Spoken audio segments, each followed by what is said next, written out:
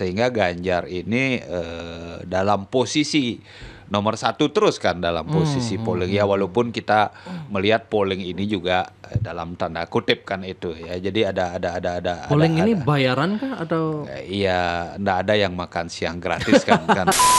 Jadi posisi perebutan ini kan by design semua ya, mereka berebut-rebut ini, deal-dealan mereka di belakang layar tuh apa sih, Pak?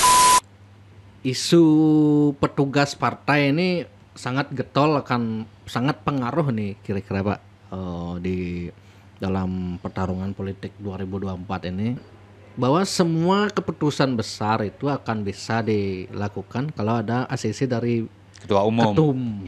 Berarti kalau Ganjar atau Prabowo menang, Jokowi aman gitu, Pak ya, dalam kalau lengser dia. Bisa dibilang bonekanya Jokowi berarti dua nih, Pak ya. Begini.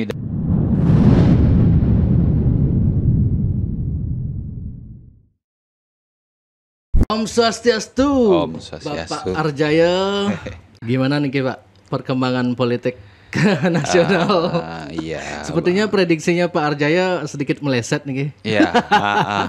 Iya, makanya secara normatif kemarin kita sampaikan bahwa di internal bahwa ke Puan, tapi dari sekian lama itu mungkin dari sisi pollingnya kan tidak naik-naik. Kemudian kan momentum harus diambil kan, karena bagaimanapun 2024 ini kan ada momentum antara nasionalis dengan agama, ini kan kedua-duanya harus diambil oleh PDI lewat Bu Mega kan itu ya. Jadi diumumkanlah itu, dan terbukti berikutnya begitu PDI mengumumkan didukung oleh partai yang bernuansa Islam kan. Jadi P3 yang mendukung pertama, walaupun ada PSI, ada Hanura, tapi yang ada anggota dewannya di parlemen kan P3. Nah, jadi posisi itu boleh dikatakan secara prediksi tepat, tapi secara orang, jadi setiap saat politik itu sangat dinamis ya, by design. Dan ini juga bahkan dari pihak-pihak pengamat nasional, pengamat politik di tingkat nasional pun kaget juga sebenarnya. Iya. Karena semua arahnya ke Puan kan. Arahnya ke Puan, tiba-tiba Mega akhirnya memilih Ganjar seperti itu. Nah, apa kira-kira di polemik di internal PDI, pertimbangan Mega itu, Bapak sebagai kader PDI mungkin tentu mengerti gimana ideologinya PDI sampai memang, apakah memang ini sengaja dibuatkan seperti itu oleh PDI? Biar seolah-olah Puan dikira tapi ternyata tidak itu, atau memang ini murni karena konstelasi di pusat? Kalau menurut saya ini kan murni konstelasi. Jadi semuanya by skenario, tapi cuman kan ada plan A, plan B, plan C. Plan A-nya kan tetap Puan kan itu. Mungkin dulu ya. Nah, kemudian dengan pertarungan yang sangat sengit antara kelompoknya Puan dengan kelompoknya Ganjar kan, di internal kan ada kelompoknya Ganjar, ada kelompoknya Puan, walaupun dibalut lewat PDI Perjuangan. Tapi ada posisi-posisi di mana secara polling Puan tidak terangkat, kemudian bagaimana Ganjar sangat melenggang, walaupun dikatakan pencitraan, tidak ada hasil, kasus Wadas semua dimunculkan oleh rekan-rekan PDI juga, tapi cuman posisi Ganjar yang merakyat, yang di-endorse oleh Pak Presiden, mohon maaf, ini kan artinya kekuatan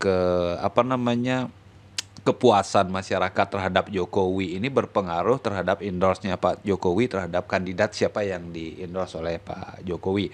Nah, sehingga Ganjar ini dalam posisi nomor satu terus kan dalam posisi polling ya, walaupun kita melihat polling ini juga dalam tanda kutip kan itu ya, jadi ada polling ini bayaran kah atau iya, nggak ada yang makan siang gratis kan kan itu dalam kehidupan, tapi posisinya adalah posisi plan A itu sudah dijalankan, tapi kayaknya ini, tapi plan B kemudian dijalankan dengan posisi kan gesturnya Pak Jokowi semua dibahas oleh TV nasional. Jadi seolah-olah ada posisi tidak ada koordinasi, padahal disampaikan ini adalah kandidat, antara koordinasi antara PDI dengan Pak Jokowi, koordinasi antara Bu Mega dengan Pak Jokowi, perenungan Bu Mega dengan Pak Jokowi kan itu disampaikan. Tapi banyak pengamat menyampaikan juga bahwa gesturnya Pak Jokowi, bahwa Pak Jokowi tetap menginginkan posisi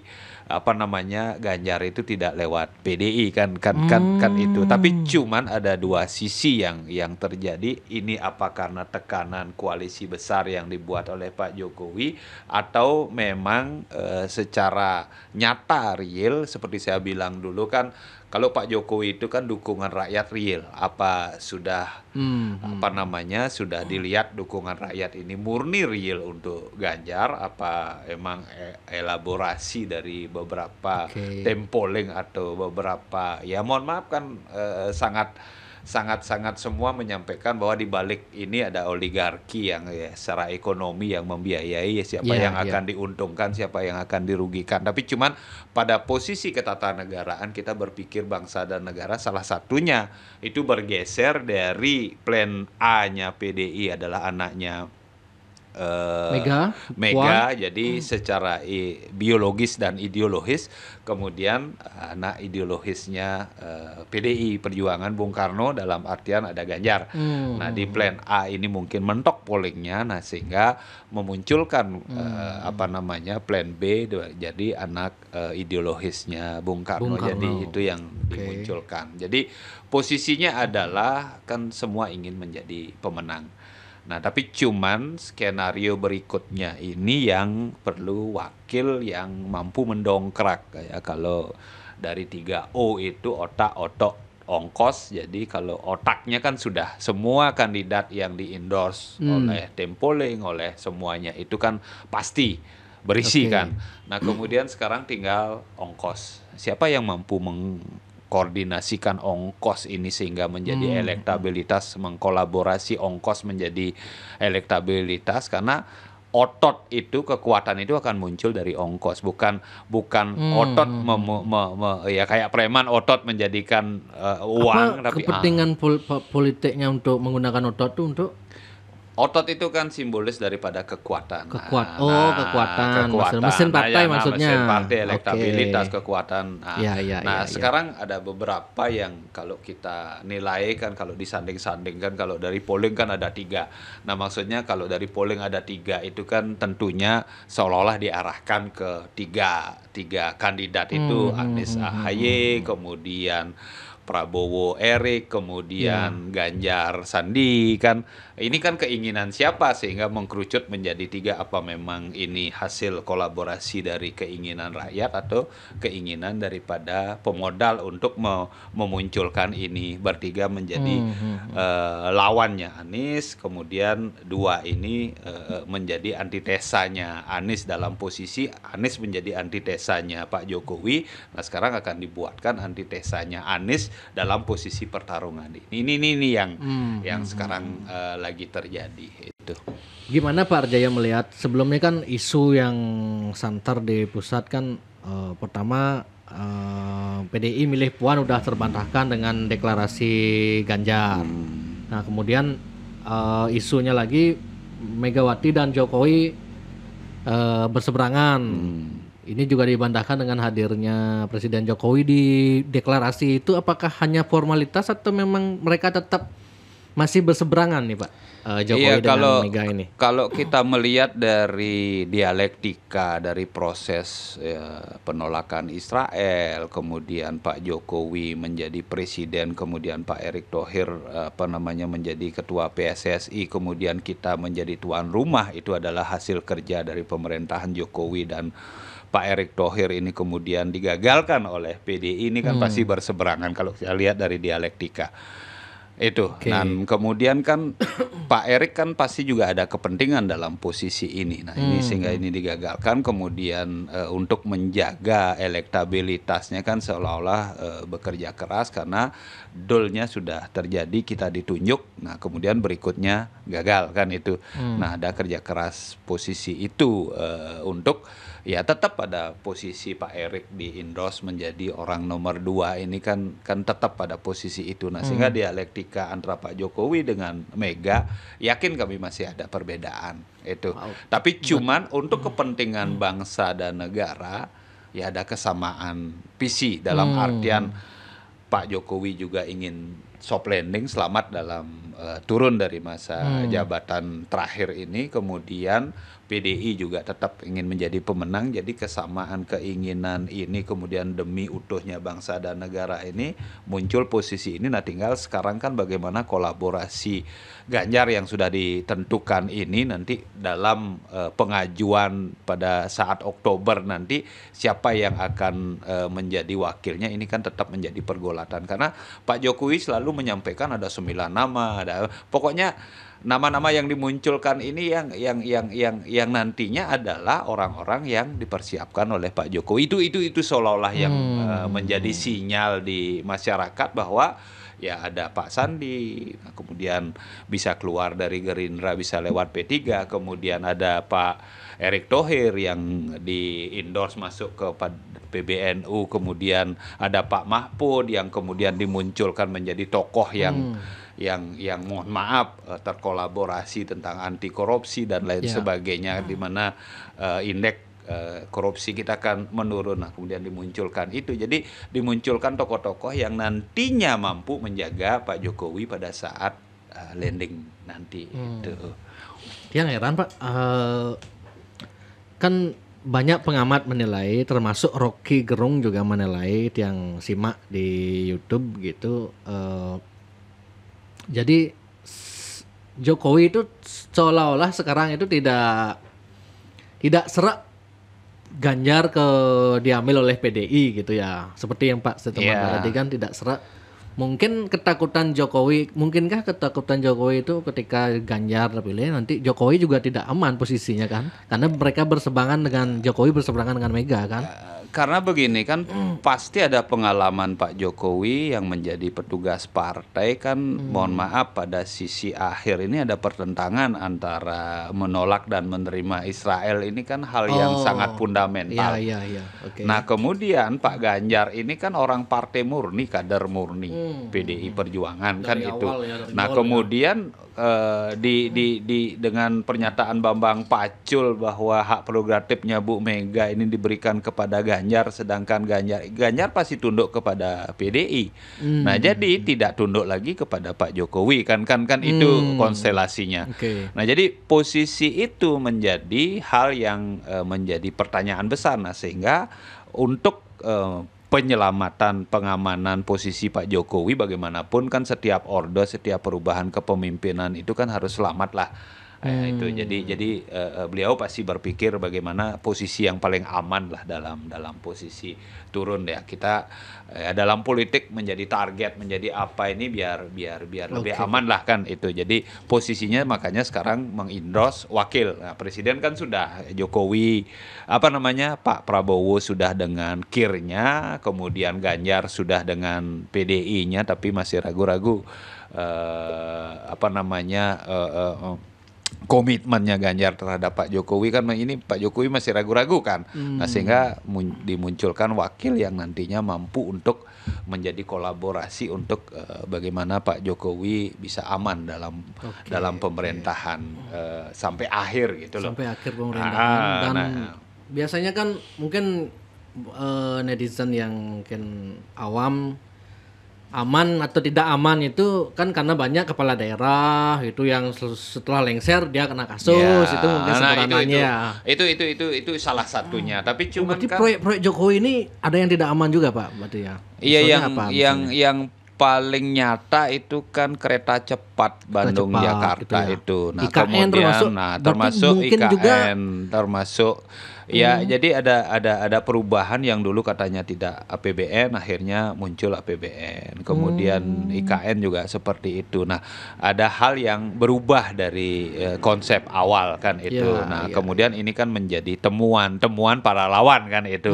Nah, kemudian kalau pas lawannya nanti yang akan memenangkan pertarungan kan pasti akan ada audit terhadap proyek-proyek tersebut. Nah, ini salah satu kalau kita melihat dalam posisi skenario besarnya ada seperti itu, sehingga mohon maaf Pak SBY, Bu Mega kan tidak mengendorse siapa pada saat Bu Mega kebetulan muncul setelah menjadi presiden kan menjadi kandidat lagi kan itu. Nah kemudian Pak SBY yang keduanya itu kan tidak mengendorse siapa-siapa padahal iparnya Pak Hatta Rajasa. Ya walaupun di balik layar ada tapi cuman kan beliau tidak terang-terangan seperti sekarang. Nah sekarang terang-terangan ini, nah pertanyaan besarnya ada apa? Kenapa terang-terangan harus ini kan itu memberikan sinyal ini siapa yang akan didukung. Nah sehingga ada potensi bahwa ada apa di pemerintahan ini kan itu pertanyaan publik termasuk tadi ya Pak Rocky Gerung siapapun yang menjadi oposisi pemerintah menyampaikan itu kan menjadi pertimbangan juga bagi pemerintah itu. Konstitusi itu saja. Kalau secara politik timing Megawati memilih H-1 Lebaran ya kemarin ya. Ya. Itu apa gininya Pak, kekuatannya di sana? Iya, politik itu adalah momentum. Jadi Bu Mega, PDI Perjuangan ingin menunjukkan bahwa kita merangkul Islam.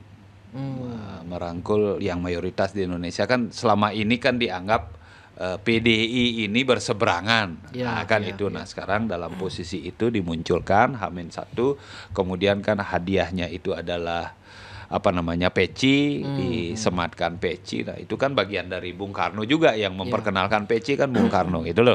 Nah, jadi sehingga Soekarnoisnya ya, merangkul Islamnya ya, kemudian nasionalis pun ya. Jadi momentum itu yang dimanfaatkan bagaimanapun menginginkan Ganjar PDI bisa diterima. PDI ingin menang, Ganjar juga harus menang. Hat-tricknya PDI berjalan kan itu yang diinginkan dalam posisi momentum itu. Nah ini kan perjalanan masih panjang sampai Februari kan itu.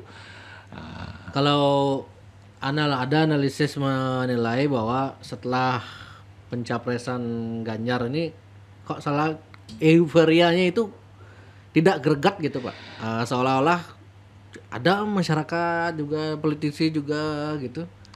Apa penyebabnya nih Pak ya kira-kira ya? Iya, Pak merasakan gitu juga iya, atau gimana? seperti yang dirasakan banyak masyarakat dan saya pun kan sering ya ada di pelabuhan, kemudian saya sering ada di terminal, kadang-kadang ngobrol kan itu dalam posisi ya masyarakat bilang kok Ganjar kayaknya kok Ganjar tidak segreget Jokowi kan itu. Itu satu. Kemudian yang kedua kok kalau ini nanti banyak calon kok kayaknya Anies bisa jadi pemenang. Nah, jadi masyarakat sudah terpatri bahwa setengah masyarakat Indonesia yang Muslim ini adalah pendukung Anies kan itu sudah terpatri di masyarakat. Nah ini yang harus dihapus oleh posisi-posisi dengan bagaimana prestasi Ganjar setelah dicalonkan ini nanti dalam posisi menjadi gubernur, kemudian sisi politiknya apa yang akan bisa dijual untuk merubah image ini. Ini kan belum Jokowi ini, belum Jokower ini kan gitu, belum bisa diterima seperti Jokowi kan. Kalau dulu euforianya bagaimana kayak PDI pro Mega itu bisa diterima oleh masyarakat sampai anak-anak. Nah Jokowi juga sampai anak-anak pakai kaos Jokowi kan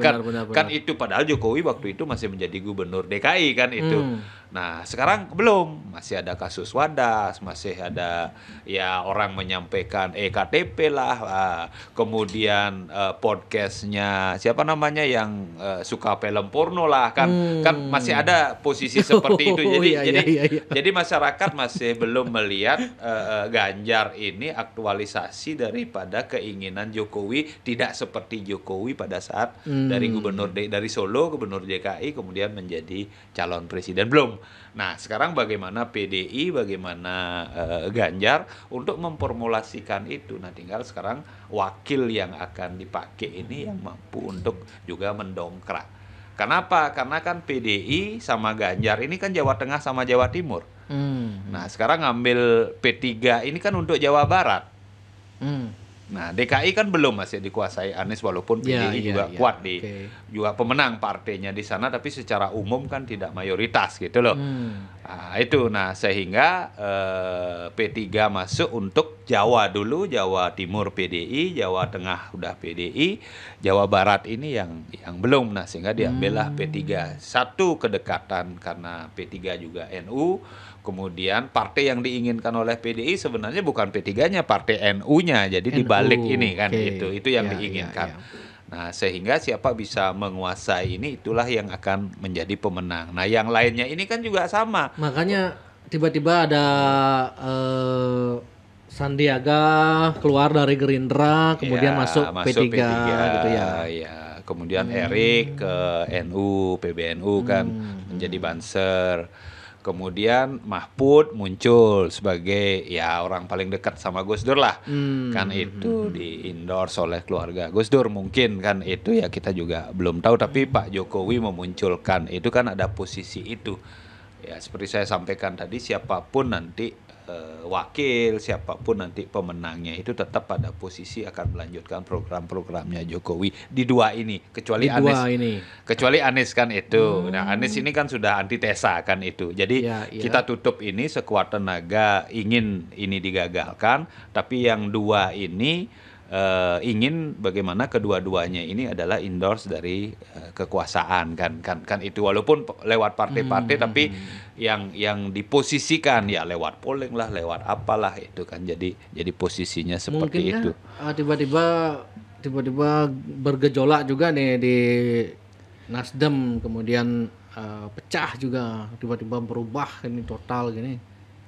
Ada nggak indikasi memungkinkan itu terjadi atau Dalam politik semuanya mungkin, tapi cuman kan mereka sudah menandatangani perjanjian. sudah tangan Kan itu. Dan kemudian Demokrat siapapun dipilih oleh Anies dia akan komit di sana. Kalau tidak dikalahkan di PK kan itu. Kalau sudah dikalahkan di PK kan Karena gugur. ada gugatan lagi ya. Iya dari Masih Pak proses dari ya. Pak Muldoko kan masih ada gugatan. Itu loh. Kalau nanti Demokrat nggak dicopet ini kan sudah pasti Anies. Misalnya kalau kemungkinan Demokrat dicopet sama Muldoko, berarti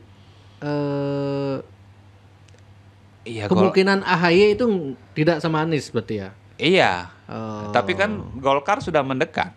Hmm. Kemungkinan terkecil pun itu kan dalam politik itu dilihat sehingga Golkar mendekat ke Demokrat kan. Kalaupun Demokrat dikalahkan seolah-olah bahwa Golkar sekarang ke pihak Anies ya? Kalau di pusat? bukan tapi Maksudnya? cuman kan ketemu sama SBY kemarin kan itu. Jadi poinnya adalah kan udah jelas Bu Mega pasti berseberangan dengan SBY, PDI berseberangan. Tapi Golkar menunjukkan diri ke sana.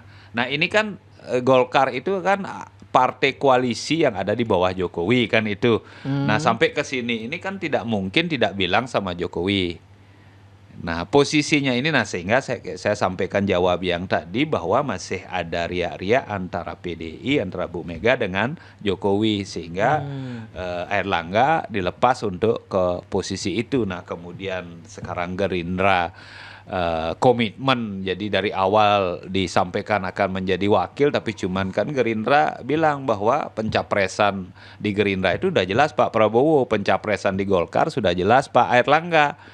Pencapresan di Nasdem dengan koalisinya ini udah jelas Anies kan ini dan kemudian posisinya ini kan tidak akan berubah karena merubah posisi keputusan partai kan harus ada kongres harus ada munas apalah ya di partai-partai itu kan itu. Nah sehingga Golkar mendekat ke sini kalau mohon maaf Demokrat dicopet oleh Muldoko kan gitu. Muldoko kan pasti ikut kepada koalisinya Pak Jokowi kan gitu. Betul. Nah ini kan kurang dari 20% kan. Nah Golkar ada kemungkinan Anies Airlangga kan atau Airlangga Anies kan ada kemungkinan gitu loh. Nah sehingga pendekatan ini kita melihat sangat politis pendekatan ya. Jadi Pak Jokowi juga nantinya memasukkan orangnya ke koalisi perubahan ini kan itu yang kita bisa baca dari konstelasi yang terjadi. Ya. Itu konstelasinya seperti itu. Nah sekarang yang sudah pasti kan Anies kalau Demokrat tidak kecopet kan itu. Nah kemudian sudah pasti Prabowo karena sudah hasil keputusan partai dan sudah ada koalisi yang 20%. Kemudian berikutnya ada Ganjar, PDI sendiri pun dan plus sudah ada P3. Nah 3 ini kan sudah pasti, dan yang lainnya ini kan pasti ngikut. PAN pasti tergantung Pak Jokowi, kemudian nah Golkar ini juga tergantung Pak Jokowi akan ngikut kalau ngikut ke Ganjar kan tidak mungkin karena secara politis kan berseberangan PDI sama Golkar kan. Dari 3 partai itu kan sebenarnya PDI yang menjatuhkan Golkar pada era reformasi kan, itu pertarungannya kan itu yang menjadi konstelasi. Tapi 3 ini sudah besar kemungkinan 3 kandidat ini kalau prediksi 3 kandidat. saya. Nah, misalnya kalau 3 wakilnya paket. sekarang kalau Ganjar lebih ke siapa paling dominan kira-kira Pak? Ke Sandi kah atau Kalau melihat konstelasi dialektika P3 ini, jadi dengan P3 Sandi mundur di Gerindra, kemudian masuk ke P3, kemudian P3 masih PLT kan? Kan bisa saja Sandi menjadi ketua umumnya P3, kemudian menjadi kandidat, dan kemudian P3 sudah membilang bahwa akan mengusulkan paket kandidat wakil kepada PDI Perjuangan kan itu. Nah ini konstelasinya kan Sandi, pasti Ganjar Sandi kemungkinan lebih besarnya, tapi tidak tertutup kemungkinan yang lain, tergantung perubahan situasi dan kondisi kan. Bisa saja ada proses hukum, ada apa kan, kita ada tsunami politik kan, ini masih sangat cair kan itu. Nah kemudian kalau Prabowo ini kan Pak Erik. lebih ke Erik jadi ya, kan mungkin ya. ke Pak Erik sebenarnya. Mahfud, Sebenarnya Pak Erik juga di-endorse untuk mendampingi Ganjar, tapi cuman kan konstelasi Jokowi sama Mega ini kan belum pulih benar. Nah sehingga Prabowo ini ada 2, Prabowo Erik atau Prabowo Mahfud kan itu. Nah cuman yang masih sangat cair ini di posisi Anies. Anies ini bisa AHY, Anies ini bisa Kofifa, Anies ini bisa siapa saja, bisa Airlangga kan itu. Nah jadi posisinya ini kalkulasinya Pak Surya Paloh ini kan sangat jitu dalam posisi di sini bergolak, di sini tinggal milih kan. Kenapa? Karena ketiga partai ini sudah menyerahkan sepenuhnya kepada Anies.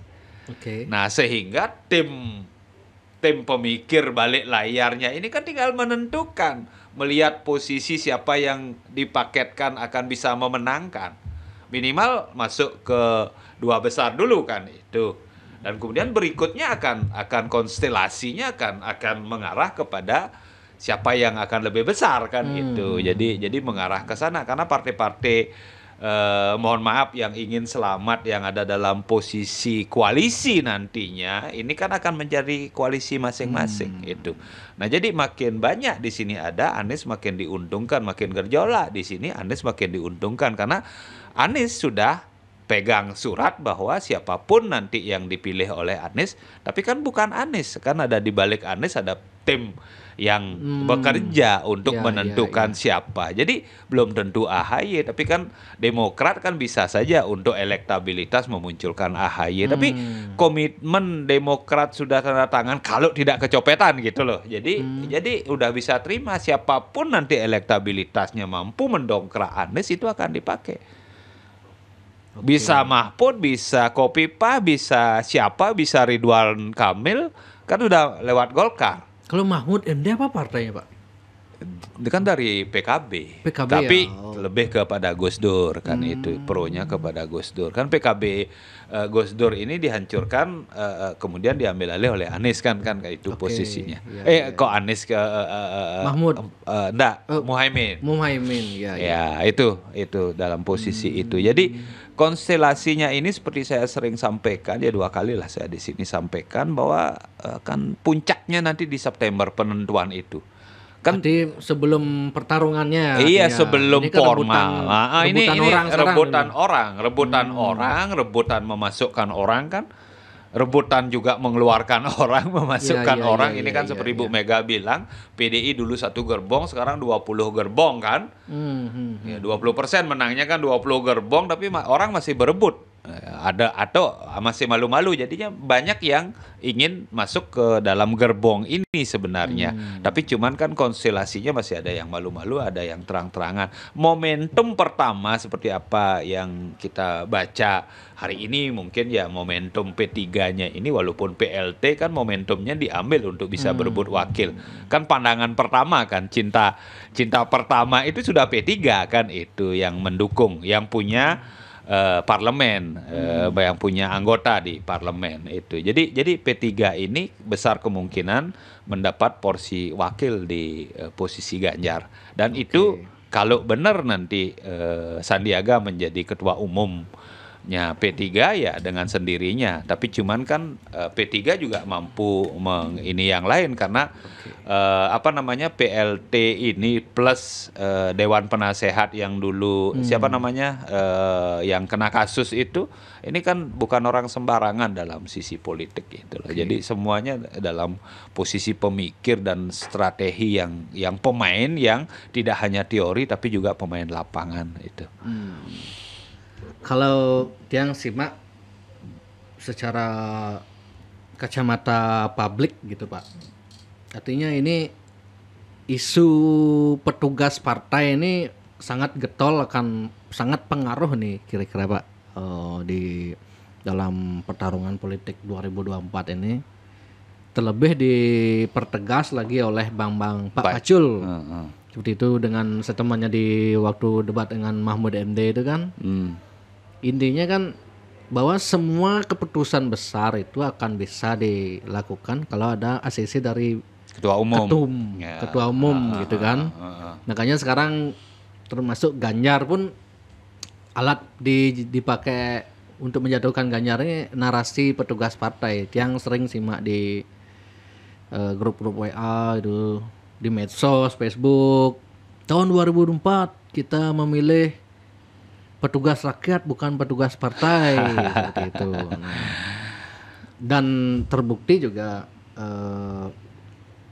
kemarin kebijakan Israel itu kan Ganjar seperti sangat tunduk kepada Mega seperti itu. Sementara publik merasakan kok tidak ada perubahan yang memang yang benar-benar diinginkan masyarakat. Demokratisasi. Artinya di kepemimpinan merah ini gitu. Kalau dia amati secara kacamata publik, bisa kemungkinan besar Anies bisa menang ini Pak. Karena kan Prabowo misalnya, meskipun Prabowo maju, ini dulu Prabowo bergabung dengan Jokowi. Artinya mindset masyarakat kan, oh ini pertarungan cuman drama aja. Ujung-ujung nanti mereka gini, ngapain kita, masyarakat kan semakin kesini masyarakat kan semakin melek dan semakin pemilih cerdas intuisi lah. Pemilih cerdas lah. Oh kita nggak usah gini, milih yang memang sekarang kita milih Ganjar sama Prabowo sama kan jadinya seperti pemerintahan Jokowi. Coba kita kasih kesempatan pada Anies. Mungkinkah? Mungkin akan begitu, mungkin pola pikir masyarakat mungkin Pak, ya. Iya, kalau kita melihat dialektika di masyarakat kan seperti itu. Nah, kemudian kemarin dibukakan oleh Bambang Pacul bahwa segala sesuatu, nah makanya ini dimainkan juga oleh Jokowi. Nah, sehingga saya sampaikan tadi masih ada hal yang belum sinkron di antara Jokowi dengan Bu Mega kan, itu dengan PDI Perjuangan.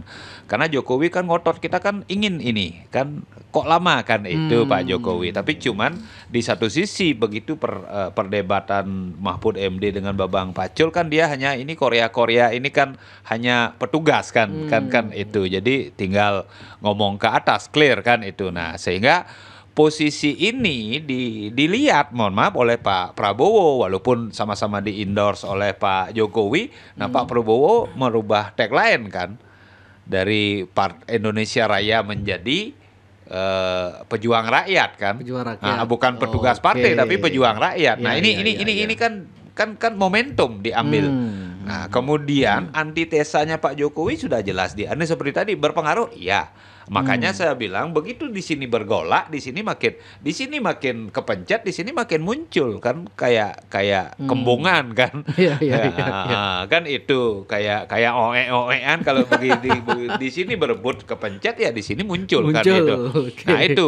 Nah sehingga di masyarakat ini menjadi bias, tidak lagi ke Jokowi murni karena siapapun dipilih pasti nanti akan dipersatukan oleh Pak Jokowi kan itu posisinya.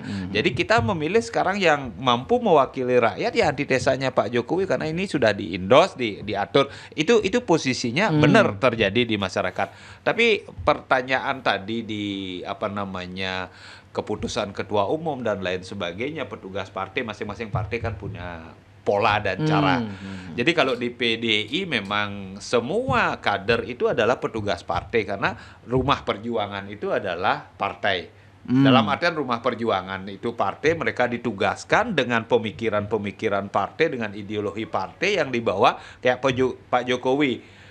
Itu dibekali dengan ideologi Pancasila 1 Juni, kebinekaan, pluralisme, Undang-Undang Dasar 45. Kan itu.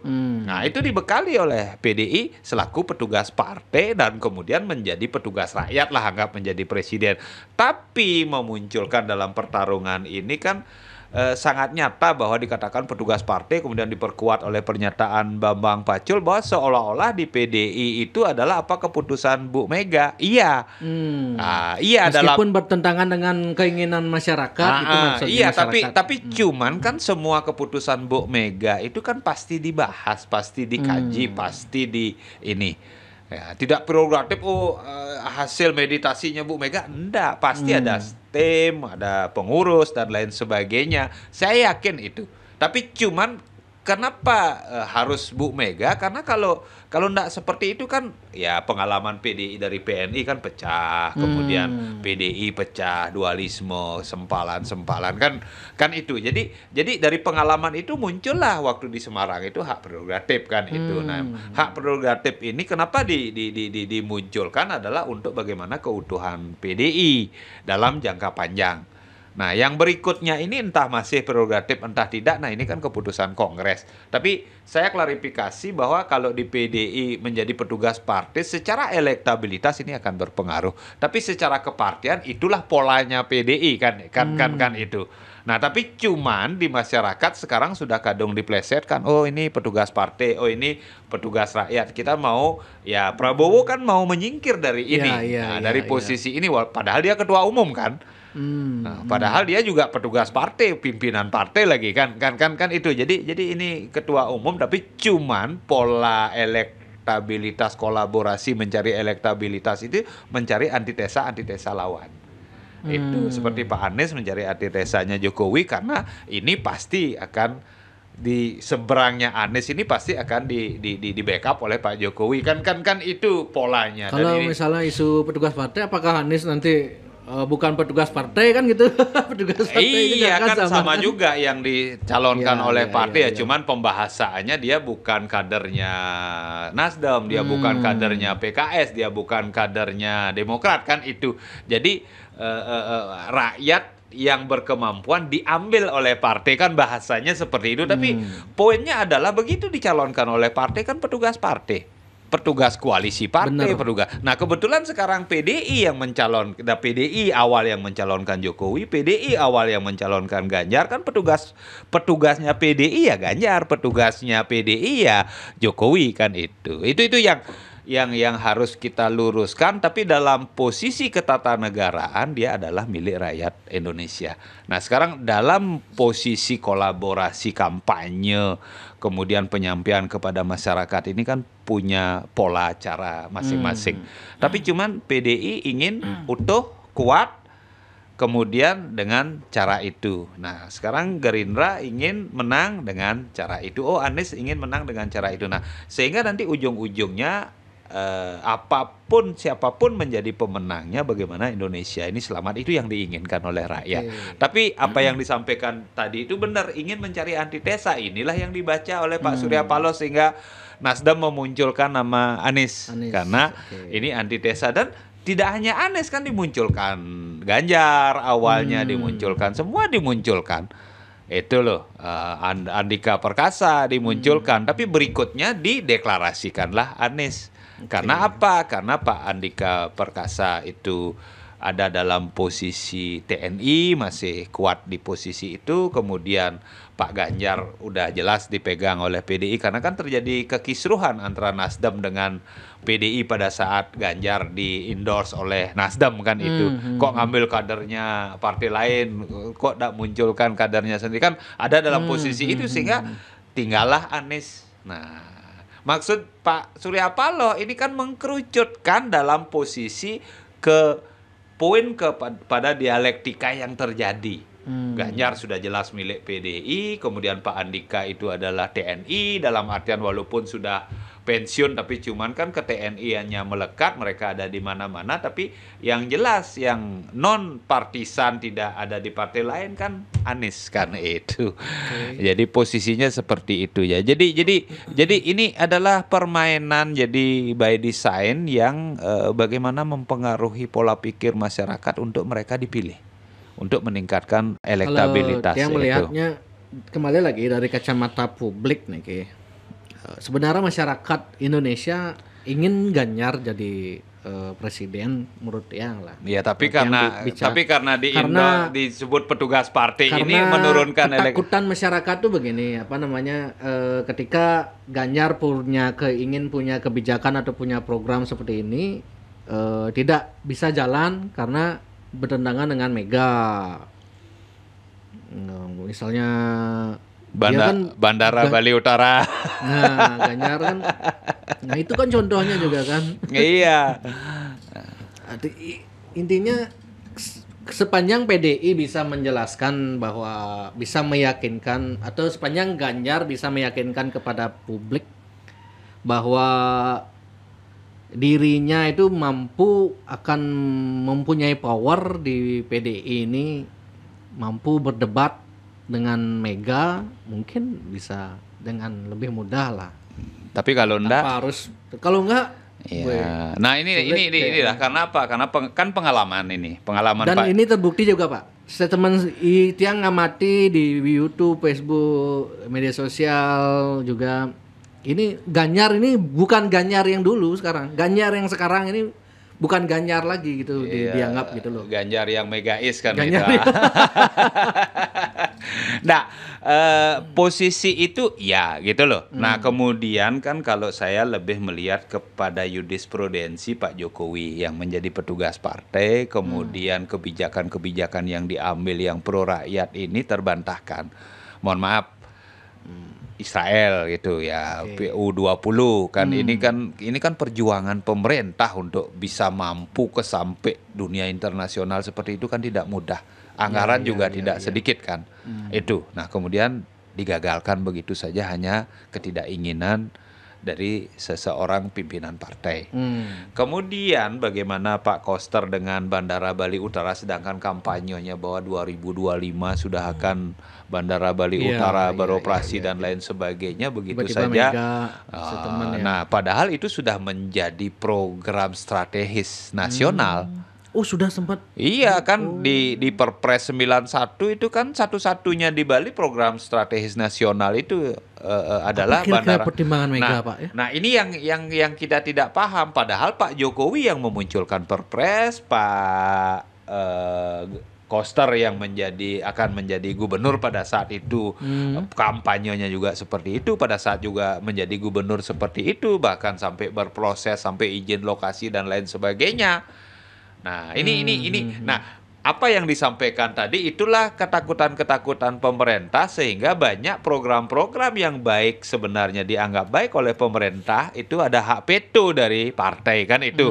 Nah, takutnya ada veto-veto yang berikutnya. Nah, sehingga ada flashback lah masyarakat melihat bagaimana pada saat pemerintahan Jokowi ada beberapa program yang diveto kan ini yang menjadi pertimbangan. Tapi bagi saya kan semua melihat plus minus dari apa yang kalau PDI sekarang kan melihat bahwa dari sisi aturan main, jadi undang-undang dasar bahwa bagaimana jas merah Soekarno menolak Israel, Ya, terlepas dari sudah perubahan zaman kan itu, tapi cuman kan itu ada posisi perhitungan masing-masing.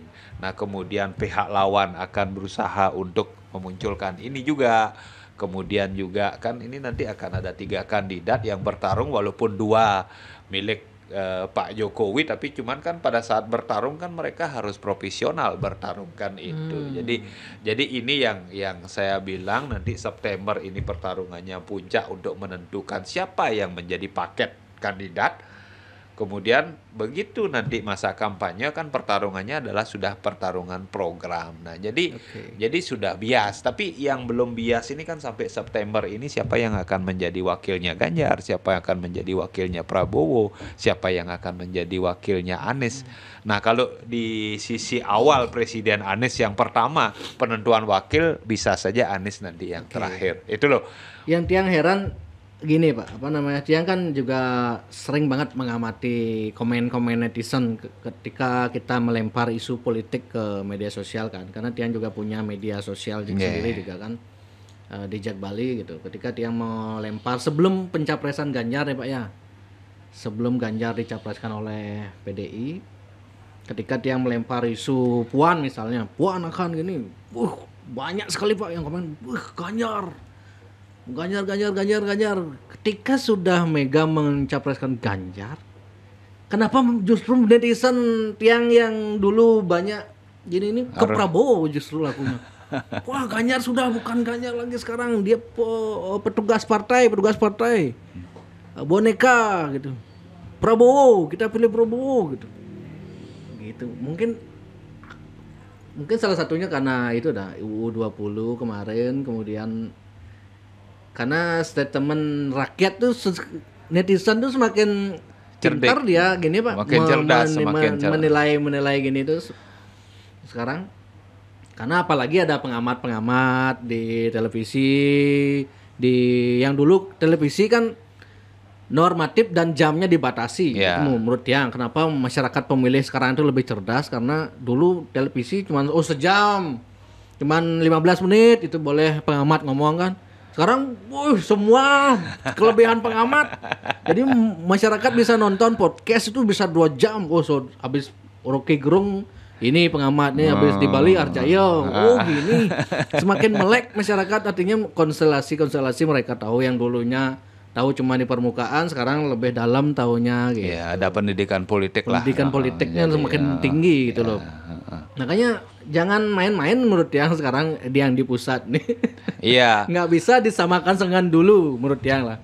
Jangan disamakan pemilih dulu dengan sekarang gitu mungkin kayak. Ya makanya kan nggak boleh blunder, dalam artian ini betul-betul terdesain dengan baik kan. Ini nggak boleh blunder kan dalam penentuan wakil. Nah sekarang kan mungkin Ganjar sudah mulai ada pendampingan, statement apapun, ini kan nggak boleh ada blunder. Anies juga seperti itu kan.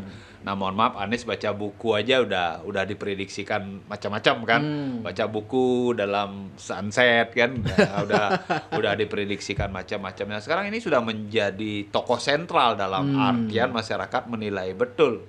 Nah, kemudian dari pihak lawan kan mencari celah untuk menjatuhkan masing-masing. Ya kayak Ganjar kemarin kan banyak yang ya masalah U20 lah, masalah pornografi lah, masalah wadas lah kan itu. Nah, kemudian juga Pak Prabowo ya dari pihak PDI Pak Adrian ngomong bahwa belum pernah memenangkan, sudah berkali-kali jadi calon kan itu. Dan kemudian ya Pak Anies juga di dalam posisikan F1-nya DKI gitu. Jadi banyak hal yang ya masalah sumur resapan dan lain sebagainya kan ini mulai dipermainkan, dan masyarakat kan banyak informasi sekarang. Tidak hanya satu pintu, tidak hanya 7 stasiun TV itu. Nah, sekarang kan di mana-mana kan berkeliaran antara hoak dengan yang sebenarnya. Ini kan masyarakat mulai belajar, oh ini benar, oh ini tidak, oh ini logik, oh ini tidak. Ya akhirnya semua sekarang merujuk kepada bukunya Tan Malaka kan. Ada benda pasti ada proses, pasti ada logika kan itu sekarang. Nah, jadi barangnya ada ini, pernyataannya ini, prosesnya seperti apa, prosesnya nanti akan seperti apa. Kemudian logik enggak? Kan itu. Nah, anggaplah kayak Ganjar petugas partai. Oh, enggak logik kok sekarang dia mau jadi presiden kok menjadi petugas partai. Memangnya negara ini milik PDI. Kan itu yang dikembangkan. Padahal sebenarnya memang benar dicalonkan oleh partai kan menjadi petugas partai. Tapi cuman kan sekarang dibiaskan dalam posisi seperti itu. Kan itu. Nah, kemudian Pak Prabowo memunculkan bahwa beliau adalah pejuang rakyat.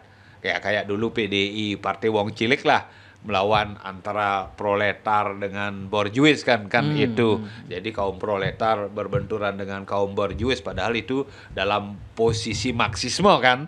Nah, itu padahal tidak dalam posisi demokrasi kan. Nah, tetap ada pertentangan yang akan memilah menjadi bandul. Pada saat era Orde Baru kan pasti dibuatkan bandul. Nah, bandul ini bagaimana membesarkan salah satu bandul ini untuk memenangkan siapa yang ada dalam bandul ini. Ini yang sekarang lagi dimainkan dan sampai kapanpun politik itu akan seperti itu. Nah, tinggal sekarang masyarakatnya makin cerdas, maka masyarakatnya makin jeli. Nah, ini posisinya akan sangat gampang dibaca kan, itu akan sangat gampang dibaca. Oh, Pak Sandi masuk P3, kemudian P3 gabung calonkan Ganjar, oh membawa Pak Sandi untuk menjadi wakilnya Ganjar, kan terbaca. Itu. Oh, Pak Erick Thohir masuk ke PBNU itu pasti kan ada dua organisasi besar, ada Muhammadiyah, ada NU kan. Nah, kemudian ada muncul halal darahnya untuk Muhammadiyah yang disampaikan oleh salah satu brand itu kan sekarang menjadi viral isu nasional kan. Itu jadi posisi perebutan ini kan by design semua. Ya. Itu. Kalau yang konkret kan mereka berebut-rebut ini deal-dealan mereka di belakang layar tuh apa sih Pak obrolannya? Kalau Pak orang partai kan mungkin tahu. Apakah mungkin ada kalau kamu mau ke sini, misalnya Ganjar terpilih, nanti koalisinya kan dapat jatah menteri. Ada deal-deal gitu pasti ya? Sharing power itu pasti. Tapi kalau untuk kepentingan partai, mohon maaf, bagaimana Demokrat yang hanya 9% kemudian Pak SBY menang menjadi sangat tinggi?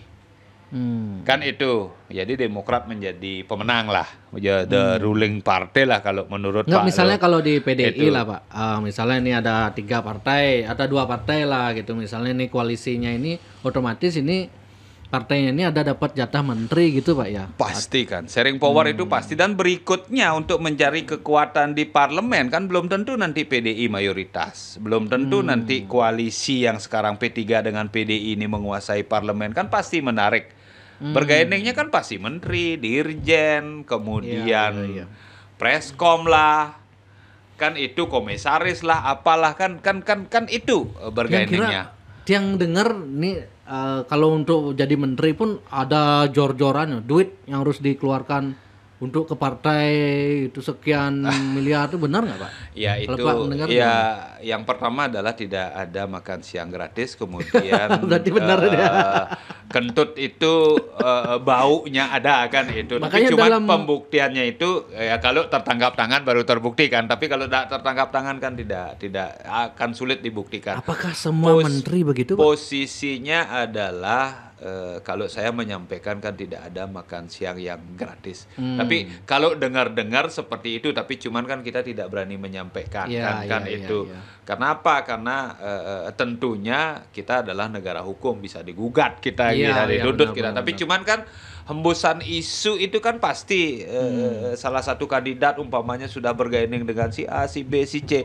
Ya, tapi cuman kan pola oligarki yang sekarang dimunculkan itu artinya bagaimana di Amerika, bagaimana di Eropa, bagaimana ekonom menguasai pemerintahan, itu pasti akan berimbas ke Indonesia, ke Asia, ke yang lainnya kan itu.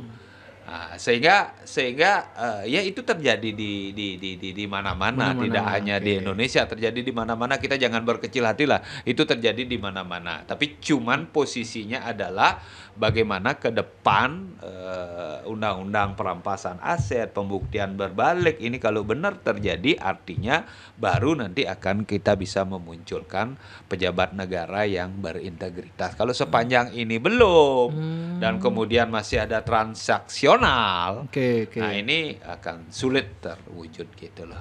Makanya di awal mereka menjabat sudah keluar duit banyak kan gitu. Iya, kalau saya tidak mau mengomentari Iya, yang cukup tersebut. saya aja bilang. Kalau saya tidak mau mengomentari itu, tapi cuman kan clue-nya adalah tidak ada makan siang yang Kan gratis. gratis, ya. Dalam politik. Entah itu berupa materi, entah itu non materi, itu pasti ada. Entah itu bergaining Karena suara, semua kepartean dan butuh lain operasional kan itu Pak iya, ya. jadi mobil itu bisa jalan butuh bensin, walaupun Bensin, sekarang betul, dengan tenaga listrik kan butuh juga batu bara, butuh apa untuk menghasilkan listrik kan itu. Itu jadi posisinya semua butuh tenaga. Tenaga itu butuh makanan, semua butuh makan kan itu. Betul. Tenaga itu dari makanan kan itu. Ya kalau Nah, kita lagi dikit, analogikan. Pak. Berarti kalau Ganjar atau Prabowo menang, Jokowi aman gitu Pak ya, dalam kalau lengser dia. Bisa dibilang bonekanya Jokowi berarti dua nih Pak ya. Begini dalam Bisa disebut bonekanya Jokowi Pak. Ya kalau Ganjar atau Prabowo. saya tidak mau menyebut itu, tapi dari pernyataan Pak Jokowi itu kan mengendorse orang-orang itu, kan itu mengendorse tokoh-tokoh itu. Nah jadi posisinya adalah, dan tokoh-tokoh ini ada dalam posisi koalisi. Nah kan itu, jadi pasti penyelamatan Pak Jokowi turun ini pada landasan yang tepat, pada landasan yang aman, tidak berkerikil, kemudian tidak banyak lubang. Nah ini kan pasti akan dibuat landasan yang bagus, kan itu. Tapi cuman begitu nanti lawannya yang akan menjadi pemenang kan pasti ditebar kerikil lah sedikit kan.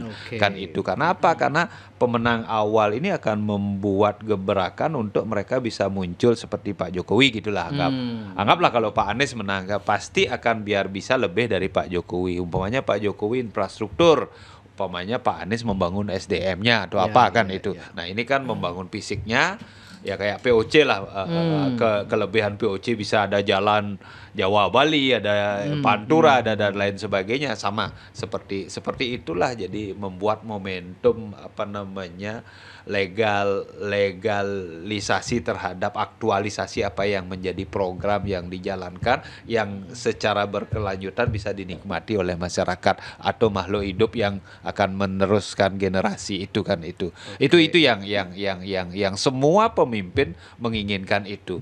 Ya kayak di Bali lah, Pak Dewa Brata membangun Bajra Sandi, kemudian Pak Ida Bagus Oko membangun kawasan wisata, kemudian ya mohon maaf Pak Mangku dengan Bali Mandaranya. Ini kan semua ingin menunjukkan bahwa ini loh program-program unggulan yang kiranya mampu. Ya ujung-ujung politik itu kan kesejahteraan yang mampu. Oke, terakhir Pak, kalau di daerah menurut Pak Arjaya bagaimana? Misalnya di Bali lah, dulu kan soal isu U20 Ganjar diminta oleh Mega lah, dalam kutipnya disuruh menolak. Nah kemudian di Bali Koster, apakah Mega juga akan mau kembali diperlakukan sama?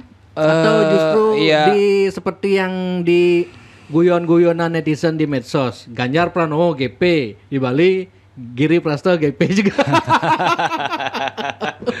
Ada kan ini sangat cair karena seperti saya bilang, siapa pemenangnya nanti kan itu. Siapa pemenangnya nanti? Kalau Ganjar pemenangnya kan totalitas dari PDI, kemudian di Bali pasti Pak Koster akan mendapat prioritas. Kan itu. Kalau Ganjar menang, Koster. Kalau Ganjar menjadi pemenang, Pak Koster akan menjadi prioritas karena kan itu sudah paket kan itu. Nah kemudian tapi ini masih sangat cair kan situasinya kan belum ada tsunami politik, belum ada tsunami hukum apapun. Kemungkinan akan bisa kemungkinan bisa aja terjadi. Kemungkinan per sampai nanti September Pak Koster, kemudian berikutnya sampai menunggu September 1 tahun berikutnya ini kan Pak Koster sudah tidak menjabat. Apa yang akan muncul dalam posisi ini kan itu. Tapi cuman yang jelas PDI akan masih menjadi pemenang, Ganjar akan masih menjadi, bisa saja PDI secara legislatif pemenang, Anies presidennya kan beda konstelasi nanti di Bali kan itu. Kalau Prabowo menjadi pemenang kan beda konstelasi. Beda tergantung siapa pemenang di pusat kan itu. Bisa saja kalau nanti Prabowo menjadi presiden kan De Gajah bisa jadi calon gubernur kan. Iya, iya. Iya, dengan sendirinya efek ekor jas ini begitu pemenangnya Gerindra, kemudian di Bali kan Gerindra pasti besar juga. Kan itu. Jadi bisa saja tokoh-tokoh Gerindra yang muncul, kemudian kalau umpamanya Golkar umpamanya sekarang ke SBY gitulah, ke Demokrat, kemudian menjadi koalisi perubahan, kalau nanti Anies menang bisa saja kader Golkar yang nanti menjadi calon gubernur Bali. Kan ini masih sangat cair. Tapi untuk PDI Pak Koster ini sekarang masih menjadi prioritas melihat perkembangan yang ada, masih menjadi prioritas. Tapi tidak tertutup kemungkinan Bintang, tidak tertutup kemungkinan Giri Praste. Dan terbukti kan Pak Koster kemarin datang kepada Pak Giri Praste. Apakah mungkin artinya ada konstelasi apa? Karena kan Giri menguat kan. Iya. Kan Giri menguat betul. Nah, jadi Pak Koster menjelang lengser dari gubernur kan Giri masih. Iya. Nah, itu. Jadi kan nah ini ada bergaining apa kan kita juga tidak tahu, tapi cuman kan Giri menguat, Pak Gubernur datar, dan nanti akan apa namanya pada saat ini sekarang kan yang bisa dijual masih Besakeh kan, yang masih ya bagaimana penataan Besakeh, bagaimana ya PKB sudah tidak muncul kan. Besakeh kan bukan proyeknya Koster Pak. Ya maksudnya tapi di Besakeh itu kan terjadi pro dan kontra juga, ada yang setuju ada yang tidak, dan terbukti banyak ada yang kerauhan katanya kemarin ada Pratimo yang hilang, ada Pratimo Megarang Pratimo. Nah ini ada apa kan dalam tanda kutip kalau kita religius kan posisi apa ini di atas kan, di atas kita ada apa. Nah ini yang menjadi juga pertimbangan yang jelas pasti masih tetap ada pendukungnya Pak Koster, ada pendukungnya Bu Bintang, ada pendukungnya Dewi Retamo, ada pendukungnya Giri. Nah yang secara faktual punya dukungan real kelihatan sekarang yang berimbang kan Giri sama Pak Koster. Karena apa? Karena partai-partai lain belum memunculkan orang. Itu, tapi orang-orang di partai lain ini masih berpegang kepada partai kan belum, karena belum muncul orang, seolah-olah orang-orang partai ini terbagi kepada dalam dua sisi ini kan itu. Kalau di Bandung ya Giri, kalau di provinsi ya Koster kan itu. Padahal sebenarnya ini masih sangat cair di permukaan. Oke lah Pak Koster karena masih incumbent kan. Tapi cuman berikutnya begitu PLT, nanti PLT-nya siapa kan ini yang kalau umpamanya ya orangnya yang di-endorse oleh Pak Jokowi menjadi pemenang, ya ini mungkin bisa terselamatkan Pak Koster. Tapi kalau umpamanya Pak Anies yang menang atau Pak Prabowo yang menang, nah ini kan bisa menjadi bola liar. Tapi PDI calonnya kan di antara Pak Koster, Pak Giri, Bu Bintang, Pak Dewi Retamo kan itu. Kita banyak kader.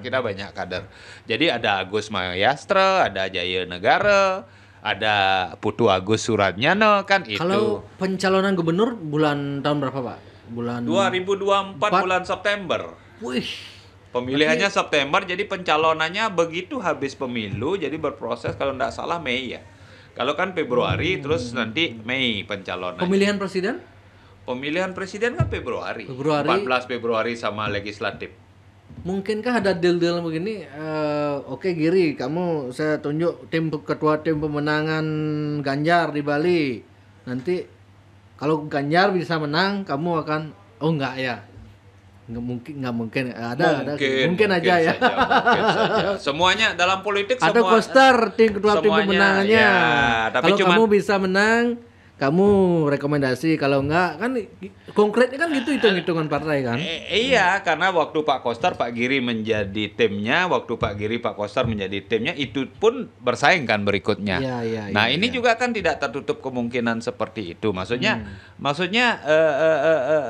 masih panjang lah ini, masih panjang. Masih ada Bu Bintang yang bisa nyalip di tikungan, yang dekat dengan Bu Mega kan itu, masih ada Pak Giri. Bu Bintang dekat dengan Bu Mega? Ya keluarga Puri Satrio kan pasti dekat dengan keluarganya Bung Karno kan itu satu. Kemudian ada Pak Giri yang jangan dianggap remeh kan elektabilitasnya dengan dukungan PASE, dengan dukungan ongkos yang Badung yang menyumbang kemana-mana ya, walaupun ada beberapa berita sekarang di Sadeng ada masyarakat yang rumahnya bocor dari tahun 2017 belum diperbaiki. Nah ini kan by skenario permainan-permainan. Anaknya Pak Giri juga dimainkan Ya. sempat di media sosial.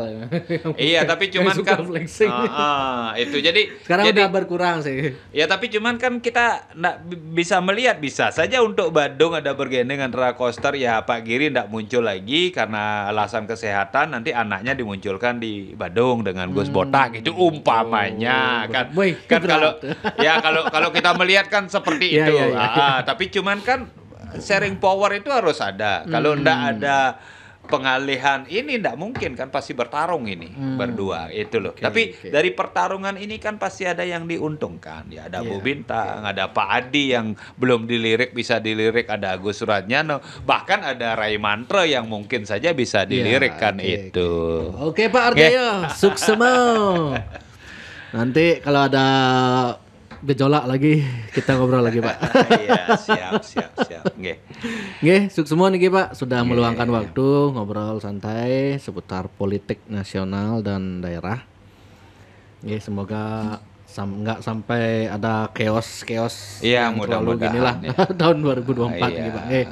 Nggih, suksema niki Nggih. Pak. Om Santi. Om Santi.